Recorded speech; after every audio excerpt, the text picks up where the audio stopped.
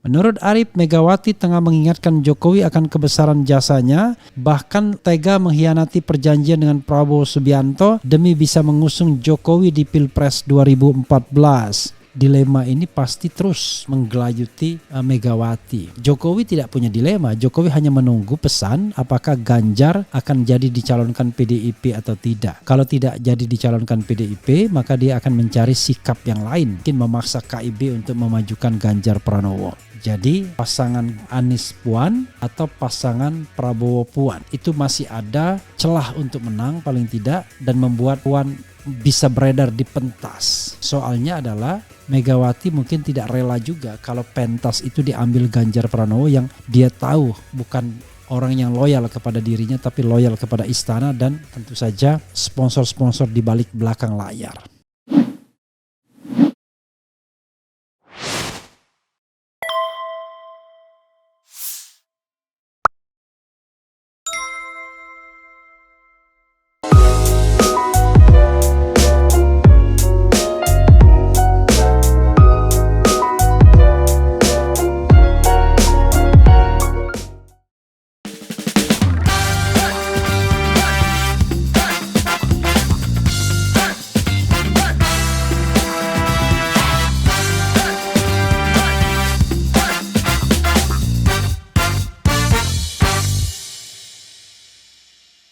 Assalamualaikum warahmatullahi wabarakatuh. Sobat RH sekalian, jumpa lagi kita di channel yang keren ini. Keren caras ya. Soal Megawati yang akan menagih utang jasa ke Jokowi. Maksudnya apa? Coba kita bacakan dan kemudian kita bahas ya. Ini menarik karena sampai saat ini masih bingung apakah Ganjar Pranowo, apakah Puan Maharani, ataukah siapa. Rasanya tidak ada calon yang lain kecuali dua orang itu bagi Megawati. Hanya semuanya memunculkan dilema. Kalau Ganjar soal loyalitas, kalau Puan Maharani soal elektabilitas. Oke, coba kita lihat ya, suara.com. PDI Perjuangan menjadi satu-satunya partai politik yang memenuhi presidensial threshold dan bisa mengajukan calon presidennya sendiri. Namun PDIP justru yang terkesan paling santai meski partai lain sudah menunjukkan sikap politik mereka. Misalnya saja Partai Gerindra yang siap mencalonkan Prabowo Subianto atau Koalisi Indonesia Bersatu KIB yang digadang-gadang mengusung Erlangga Hartarto atau Partai Nasdem yang telah mendeklarasikan Anies Baswedan. Meski berkilah tidak ingin terburu-buru, sejumlah pihak mengaitkan sikap PDIP dengan dilema memilih mencalonkan Ganjar Pranowo atau Puan Maharani. Rumornya Presiden Joko Widodo ingin mengusung Ganjar, sementara Megawati Soekarno Putri selaku Ketua Umum PDIP lebih memilih Puan. Hal ini bahkan dikabarkan menimbulkan gesekan di antara keduanya. Namun mantan Wakil Ketua Umum Partai Gerindra Arief Poyuono menilai Megawati pada akhirnya akan memilih Puan. Kalau prediksi saya, apapun Bu Mega itu tokoh atau orang-orang yang sangat menghormati leluhur, juga menghormati ayahnya. Kalau menurut saya, Bu Mega pasti akan menyorong putrinya Mbak Puan, jelas Arief. Bahkan secara tersirat Megawati diduga siap mengungkit utang budi Jokowi untuk memuluskan rencana ini. Hal ini yang dianalisis oleh Arief dari pertemuan Megawati dan Jokowi di Batu Tulis. Kalau menurut saya baca pesan itu Bu Mega mengingatkan ke Pak Jokowi, tutur Arief dikutip dari kanal YouTube Total Politik. Dulu kalau nggak saya hapus tulisannya ini, saya nggak dukung kamu, dukung Prabowo loh. Perjanjian Batu Tulis antara PDI dan Gerindra, batunya ada, tulisannya hilang, imbuhnya ya. Menurut Arief, Megawati tengah mengingatkan Jokowi akan kebesaran jasanya, bahkan tega mengkhianati perjanjian dengan Prabowo Subianto demi bisa mengusung Jokowi di Pilpres 2014. Dimas Jokowi, ini dulu batu ada tulisannya bahwasanya PDI akan mendukung Prabowo. Pada saat itu tulisannya saya hilangkan, saya dukung kamu loh. Dimas, ingat itu, kata Arief, bahkan sengaja berseloroh seolah meniru cara Megawati berkata. Jadi untuk mengingatkan bahwa jadinya seorang Jokowi jadi presiden tidak lepas dari tangannya Bu Mega. Bukan karena relawan yang gagah-gagahan, tegasnya menambahkan. Luar biasa ya. Ini ada pesan Rizal Ramli ke Jokowi. Keras pesan Rizal Ramli ke Jokowi, Anda itu nggak kuat-kuat amat, bukan Pak Harto, bukan Gus Dur. Luar biasa ya. Oke, ini menarik ya.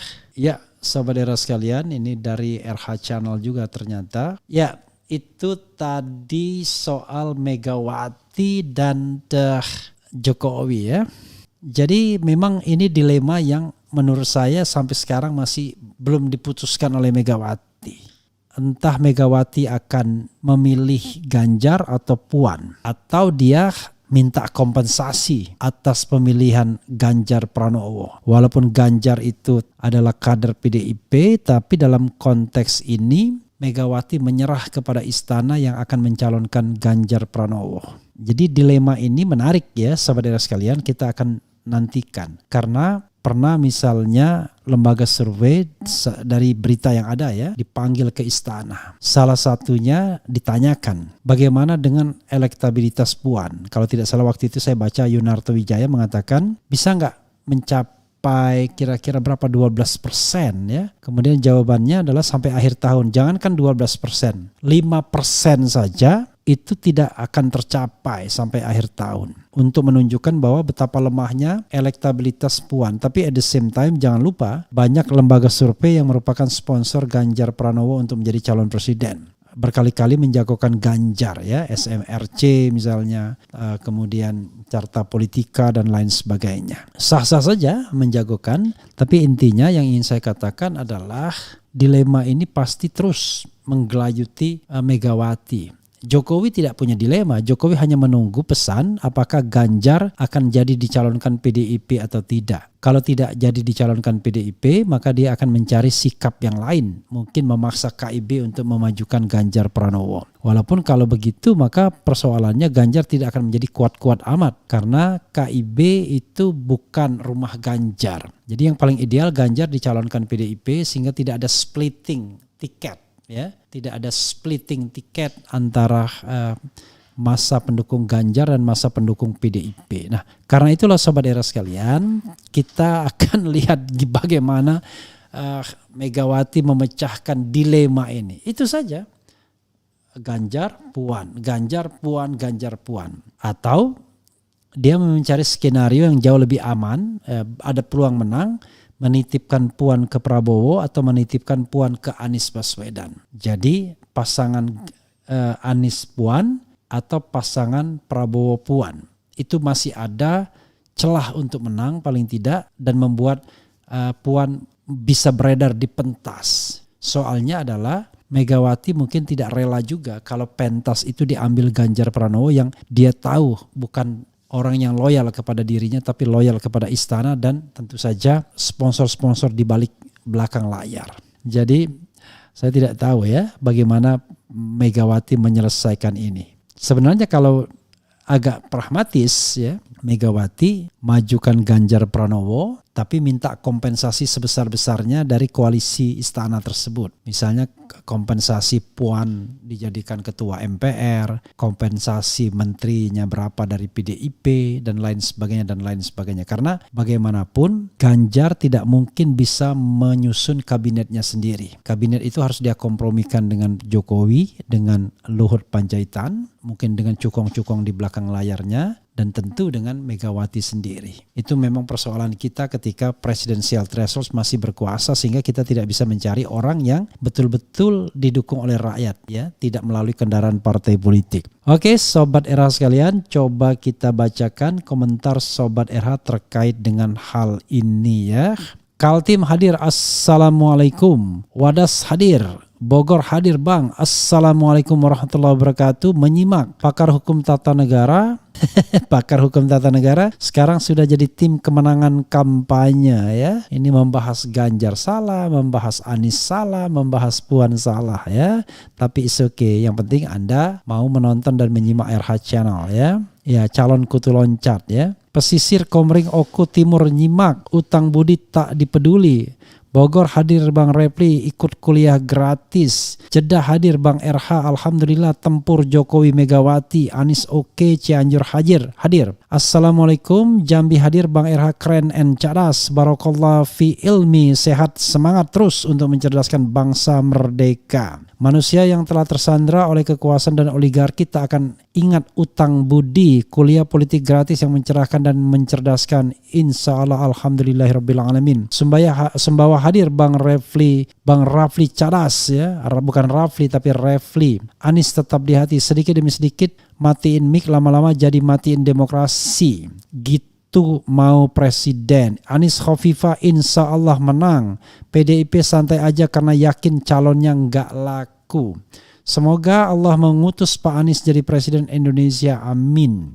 Bantu jawab dong, Jokowi kan lulusan Fakultas Kehutanan UGM. Nah, kok setelah lulus malah menggeluti usaha mebel kursi? Allahu Akbar, I don't know exactly ya. Biar aja PDIP ribut, ora urus, mereka sibuk berbuat korup. Sarawak hadir menyimak, setiap 100 tahun sekali akan renew perbaikan kudratullah ya. Nabi Sulaiman Jawa, Ki Fahmi Basha, biarlah kalau model kepemimpinan mereka, maka rakyat akan selalu dipaksa makan Pertamax, bensin dihapus, Pertalite jadi barang langka. Inilah rezim oligarki, kekuasaan uang yang pelit untuk rakyat ya. Ya, sobat era sekalian, silakan baca yang lain ya. Konten RH selalu positif untuk wawasan saya, insya Allah ya. Jadi walaupun saya punya preferensi, tapi preferensi itu insya Allah bukan karena ambisi pribadi tapi untuk kebaikan. Saya tidak ingin presiden itu justru presiden yang tidak pro rakyat, presiden yang pro oligarki, presiden yang pro cukong. Tapi apakah ada calon presiden seperti itu? Mungkin tidak ada 100%, tapi kita berharap ada presiden yang punya keberanian untuk itu. Dan tentu presiden yang tidak anti agama, terutama anti Islam ya, membiarkan pemeluk agama itu menjalankan ibadahnya sebaik-baiknya, seyakin-yakinnya, menjaga toleransi, menjaga persatuan dan lain sebagainya. Cadas RH luar biasa, ayo dukung Anies jadi presiden 2024. Ganjar apa bagusnya 2 periode urus Jateng, we don't know exactly ya. Wah hutang negara saja yang bertambah terus, lagi mumpung kali ya. Kalau sudah mogok baru didorong ke kandang, wahaha. Pengkhianat kok dimintai balas budi, yang ndak mampu. Bang Era, kita butuh perubahan bukan kelanjutan ya. Oke, RH dipecat karena nggak ahli korup, Anies dipecat karena menteri nggak boleh jauh lebih cerdas dari presiden. I don't know exactly. Nanti kapan-kapan kita tayangkan lagi ya jawaban saya soal sakit hati pecat memecat ya. Itu panjang saya bikin buat Ruhut Sitompul sesungguhnya, tetapi ini buat pembelajaran kita semua bahwa tidak setiap orang hal seperti itulah ya, mengejar kekuasaan dan uang, tetapi value itu penting. Karena value itu remains, uang dan kekuasaan itu bisa fana sifatnya ya. Oke saja, itu saja saudara sekalian, kita lanjutkan besok ya. Silakan nikmati istirahat kita dalam hidup yang jauh lebih baik dan lebih normal. Wassalamualaikum warahmatullahi wabarakatuh. Ciao.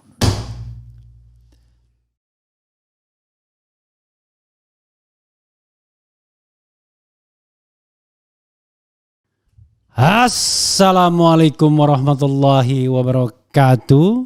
Sobat RH sekalian, jumpa lagi kita di channel yang keren ini, keren cadas ya. Sobat RH semua, ini ada hal yang menarik ya, perkembangan di PDIP yang ditengarai sebagai sebuah langkah Megawati untuk melakukan peralihan kekuasaan yang tetap menjamin terah Bung Karno dengan pembagian peran, division of labor antara putra dan putrinya, yaitu Prananda dan satunya adalah Puan Maharani. Prananda diberikan jabatan baru dan Puan Maharani diperkirakan yang akan dimajukan sebagai capres atau cawapres. Coba kita lihat lagi-lagi pernyataan yang berani dari aktivis PDIP Bitor Suryadi ya. Kita lihat ya, bahkan dia mengatakan bahwa apa yang dilakukan oleh Jokowi ini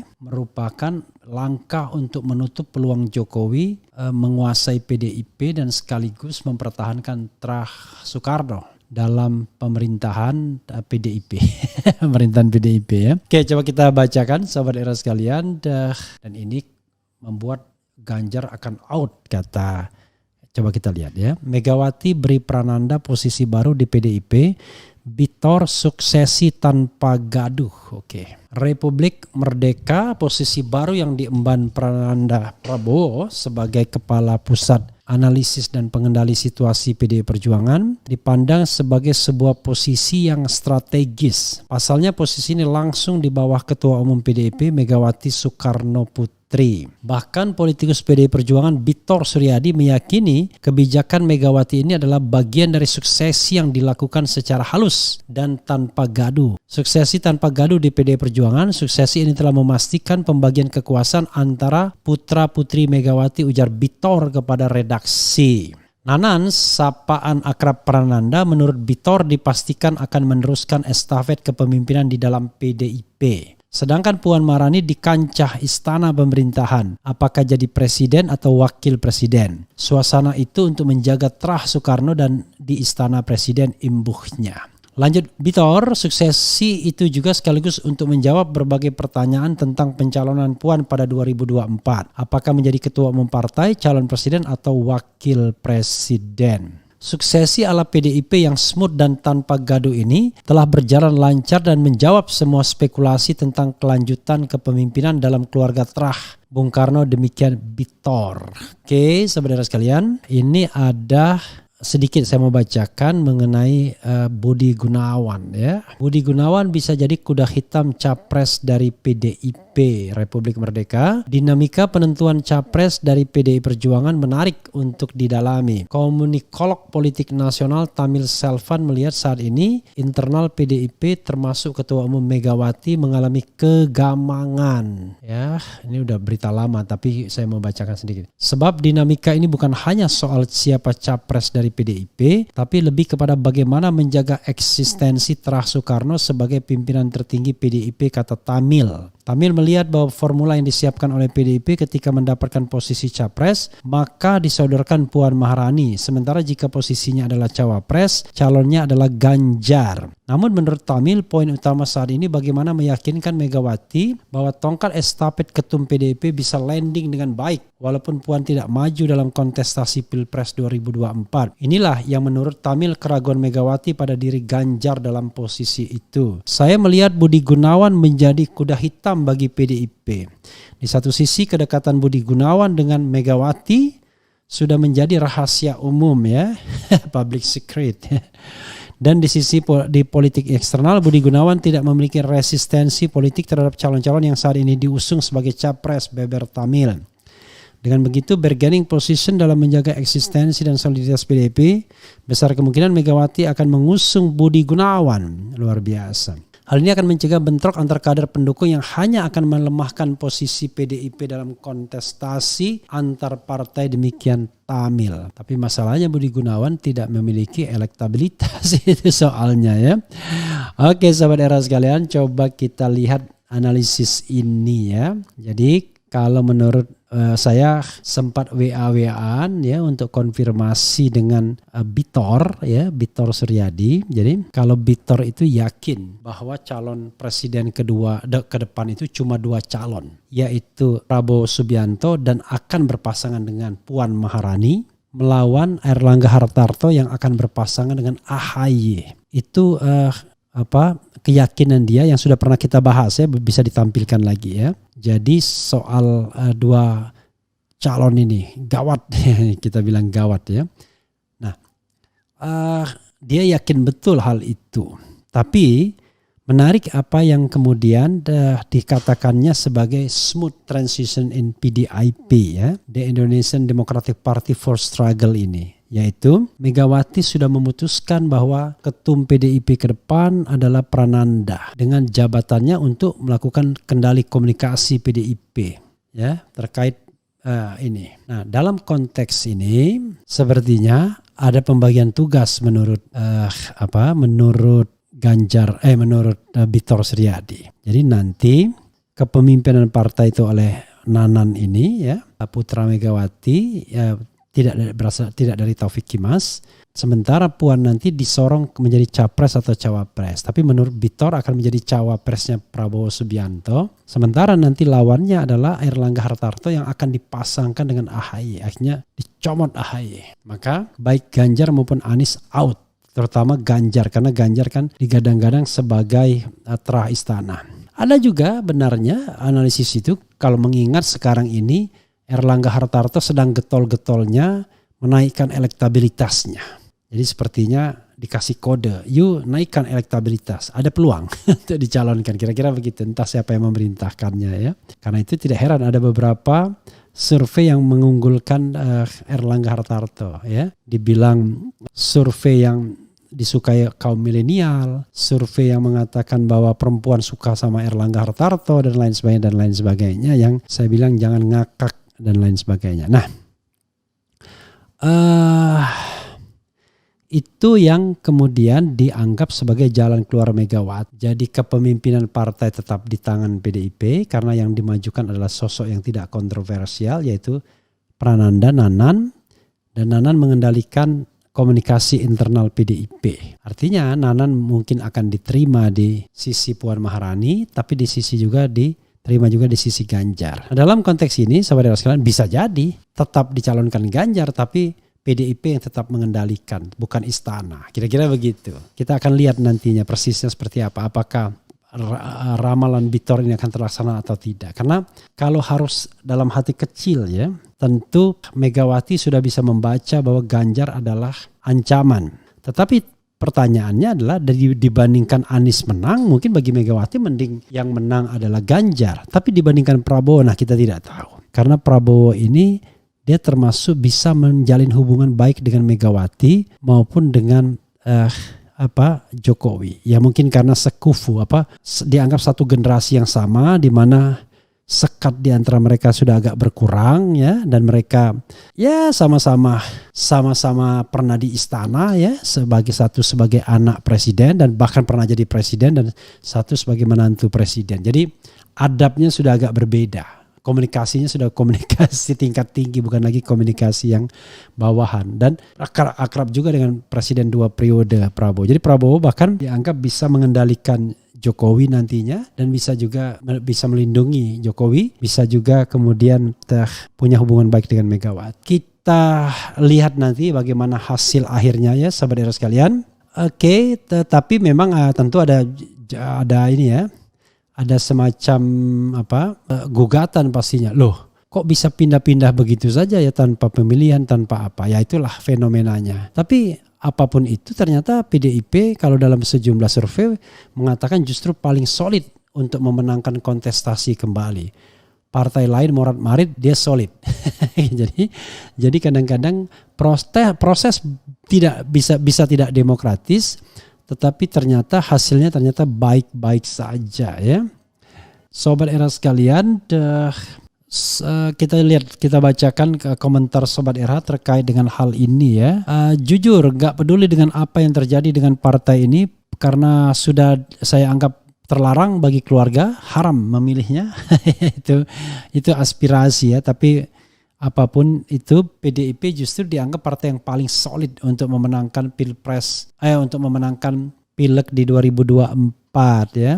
Kemudian kalau dibilang kerajaan PDIP menuju kehancuran, justru tidak ya. Lagi kita menjadi negara kerajaan turun-temurun, itu seperti kritik oleh Profesor Jimli Asyidiki. Semua partai mengaku demokrasi tapi praktiknya kerajaan, kira-kira begitu. Praktiknya feodal ya. Jadi bahkan dalam leadership partai politik pun kok berlaku prinsip turun-temurun, dan biasanya jatuhnya ke pihak keluarga, you name it, di partai manapun ya, yang mengaku sebagai demokrasi. Jadi tidak ada yang namanya sirkulasi elit yang demokratis ya. Kemudian partai dinasti dan jauh dari demokrasi, bubarin aja, nggak ada guna.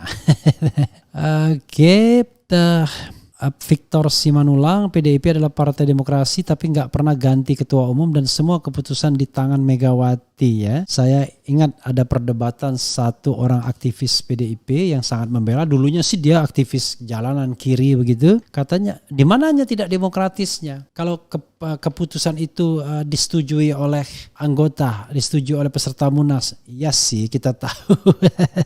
Itu yang namanya demokrasi prosedural, bukan demokrasi substantif ya. Karena kondisi yang tercipta memang tidak demokratis. Jadi demokrasi itu tidak hanya prosedural tapi substantif. Jadi ada ruang dialog, ada ruang bisa berbeda pendapat, ada ruang berkompetisi. Itu namanya demokrasi. Kalau ini ruang dialog nggak ada, ruang berbeda pendapat nggak ada, apalagi ruang kompetisi ya. Nggak ada yang berani melawan Megawati, kira-kira begitu. Tapi unfortunately Megawati berhasil membuktikan dengan kepemimpinan yang dianggap tidak demokratis, toh PDIP bisa menang pemilu 3 kali di bawah kepemimpinannya dan tidak ada achievement itu yang bisa dicapai yang lainnya. Jadi tahun 1999, 2014 dan 2019 dan 2024 dalam tanda kutip terancam menang lagi ya. Ini menarik ya, Pak Haji RH, kenapa kok sering mengendorse Gatot Nurmantio yang tidak pernah masuk survei dan juga tidak di-endorse partai, sedangkan AHY tidak dan terkesan diremehkan. Apakah RH ada disuruh Gatot untuk itu? Allahu Akbar ya. Jadi sobat era sekalian, kenapa saya harus bergantung pada survei itu satu hal. Yang kedua, sobat era sekalian mengatakan nggak percaya survei, karena itu saya mencoba saja semua formula. Salah satunya melalui polling. Nah, polling itu saya sebutkan semua namanya kan. Siapa yang paling pantas untuk menjadi pendampingnya Anies Baswedan. Disebutkan di situ Gatot Nurmantio, Rizal Ramli, kemudian AHY, Ridwan Kamil, Khofifah Indar Parawansa, Sandiaga Salahuddin Uno, you name it, Muhaimin Iskandar, kemudian ada juga Luhut Binsar Panjaitan, siapa lagi, semuanya, Erlangga Hartarto. Tapi yang terjadi adalah Puan Maharani, mereka ternyata paling banyak memilih AHY, tapi kalah dengan Gatot. jadi yang paling banyak memilih Gatot Nurmantio. Jadi ini hanya disampaikan sebagai sebuah analisis saja. Saya tahu Gatot tidak di-endorse partai, makanya saya bilang, sobat era sekalian, jangan GR dulu. Karena Gatot hari ini belum pernah diajak omong Anies, belum tentu juga dia cocok sama Surya Paloh. Why? Begini sobat sekalian, kalau saya menjadi godfather, saya tidak ingin Anies memilih godfather juga. Saya tidak ingin Anies memilih orang yang levelnya itu tinggi juga. Gatot itu levelnya tinggi. Kenapa? Karena usianya sudah senior, 60-an, pernah jadi Panglima TNI, sehingga dia punya level yang ibaratnya bisa sama seperti Prabowo, Surya Paloh, Megawati, ya kan? Jadi dia punya level di situ. Nah, sementara Anies itu ada generasi baru, levelnya itu di levelnya Ridwan Kamil, Sandiaga Salahuddin Uno, Erick Thohir, Ganjar Pranowo. Jadi sebagai yang usianya 50-an. Gatot sudah 60-an usianya. Jadi 60-an dia gabung dengan generasi mungkin ya. Dia generasi in between 50-an dan 60-an. Sementara generasi yang established itu ada generasi 70-an. 70-an tahun maksud saya. Jadi yang klub 70-an itu Surya Paloh, kemudian Megawati, Prabowo Subianto, kemudian siapa lagi klub 7, Hendro Priyono, kemudian siapa lagi klub 70-an. Ya kan? Nah, sementara Gatot ini klub 60-an. Nah, di situ ada beberapa orang juga. Jadi tentu saja selain Gatot ada Muldoko misalnya, klub 60-an. Tapi makomnya memang beda-beda ya. Puan sebenarnya dia klub 40-an aja, tapi dia katakanlah sudah sejajar dengan klub 50-an. AHY klub 40-an tapi sudah sejajar. Jadi klub 40-an sama 50-an digabung sebagai new generation of leadership, ya kan? Gatot sudah lewat, tetapi kalau dia bisa menjadi pendamping Anies, mungkin baik bagi stabilitas pemerintahan. Ya, terutama dalam hal mengendalikan TNI terutama misalnya. Jadi soal plus dan minus saja. Cuman masalahnya adalah capacity to win. Banyak orang yakin bahwa kemenangan itu ditentukan calon presiden, bukan ditentukan oleh tambahan wakil presiden. Tapi whoever it is, ya whatever it is ya, maka ya kita jadikan itu sebagai bahan diskursus saja. Masa saya disuruh Gatot ya, disuruh penguasa aja saya nggak mau, apalagi disuruh orang yang tidak berkuasa ya. Jadi sobat era sekalian, insya Allah ya nggak ada yang bisa ngatur-ngatur Refli Harun ya, gitu. Tapi bersahabat boleh dong, masa bersahabat nggak boleh? Sama siapapun kita bersahabat. Tapi kalau mengatur-ngatur hidup kita ya janganlah ya. Kira-kira begitu ya. Tapi tidak boleh Anda sombong juga. Jadi hidup itu ya kita bergaul, bersahabat secara egaliter ya. Tapi tidak perlu kemudian kita menjadi tunduk sama seseorang. Makanya saya nggak mau masuk partai politik itu. Kenapa? Nggak mau disuruh-suruh. Walaupun barangkali jauh lebih sulit ya untuk mobilitas vertikal, tapi nggak apa-apa daripada masuk partai politik kita disuruh-suruh ya. Makanya saya waktu jadi staf khusus tuh nggak betah karena merasa kok secara psikologis kok rasanya kita low jadinya. Padahal dulu rasanya kok menteri teman kita aja gitu, ngobrol, diskusi ya kan, ada kegiatan. Tapi kok begitu kita jadi staf khusus kok jadi bawahan kita. Jadi secara psikologis kita merasa kita nggak bisa nyaman. Nah itu salah satu alasan juga kenapa saya kemudian hanya 4 bulan bertahan saja ya. Padahal orang lain menginginkan jabatan itu. Kenapa? Kenyamanan psikologis itu jauh lebih penting daripada kedudukan atau jabatan, ya kan? Gitu. Kok jadi komit mau? Ya mau karena komun itu orang nomor 1. Nggak ada anak buahnya. Tidak ada anak buahnya. Sehari-hari tidak ada anak buahnya. Itu yang paling penting ya. Oke. Dan kita tidak takut juga dengan Menteri BUMN ya, mau dipecat juga nggak ada masalah. Ya. Jadi itu yang paling penting ya. Jadi kalau kita jangan jadi, karena sehari-hari kita tidak tunduk, itu beda sama staf khusus tunduk ya sehari-hari. Oke. Apalagi ya, Pak Anies Baswedan por RI 1 ya, kita harapkan hal yang terbaik. Itu saja Sobat Era sekalian, silakan lanjutkan pembahasannya sendiri. Yang jelas itu skenario terbarunya. Kita saksikan apakah betul skenario ini, yaitu akan ada division of labor antara Prananda dan Puan Maharani. 2P ini ya, 3P Prabowo, Puan, Prananda. Prabowo calon presiden, Puan calon wakil presiden, kemudian Prananda menjadi Ketua Umum PDI Perjuangan. Ya. Bagaimana dengan Pranowo? Karena masih ada Ganjarnya, maka Pranowo harus melewati Ganjar dulu untuk menjadi P juga. Itu saja Sobat RSI lain. Wassalamualaikum warahmatullahi wabarakatuh.